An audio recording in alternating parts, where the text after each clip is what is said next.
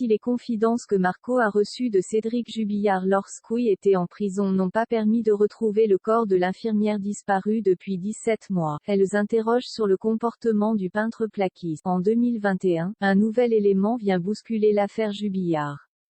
Depuis le mois de décembre 2020, les proches de Delphine Jubillard sont sans nouvelles d'elle. Une disparition sans scène de crime ni aveu mais dans laquelle son mari, avec qui elle allait divorcer, apparaît comme le suspect numéro. Quand son ancien codétenu, Marco, révèle avoir des informations capitales, l'espoir est fort de comprendre ce qu'il s'est réellement passé. Il a noué une relation de confiance avec le peintre plaquiste en détention provisoire pour homicide par conjoint et a tenté d'en savoir plus, en espérant retrouver le corps de l'infirmière de Cagnac-les-Mines dans le Tarn. Il s'est exprimé dans les colonnes du Parisien aujourd'hui en France sur les coulisses de sa rencontre avec ce coupable idéal avec lequel il vient d'être confronté devant la justice. Dans un premier temps, Marco est passablement agacé par le comportement de son voisin de cellule qui a tendance à beaucoup parler. Lui veut rester tranquille, mais peu à peu, il réalise que celui qui est le coupable idéal dans le cas Jubillard est de plus en plus bas, voire calculateur. Il essaie de rentrer dans mon cerveau, raconte celui qui a passé 16 années derrière les barreaux et connaît bien le milieu des criminels. Voyant le contenu de ce que le peintre plaquiste accusé dit sur sa femme, qu'il surnomme l'autre, dès ses questions sordides sur l'enfouissement de corps, Marco entre dans le jeu de son voisin de cellule et lui donne l'idée de déplacer le corps de Delphine à proximité du domicile de son amant qui habite à Montauban. Viens de moi. Je lui suggère de détourner les soupçons non pas vers l'amant de Delphine, ce qui n'aurait pas eu beaucoup de sens, mais plutôt vers la femme de. Je lui dis que si le corps est découvert à côté de leur domicile, avec des traces d'ADN et de sang que l'on pourrait aller chercher dans leur poubelle, il sera forcément blanchi. Cédric me répond que c'est une bonne idée et qu'il n'y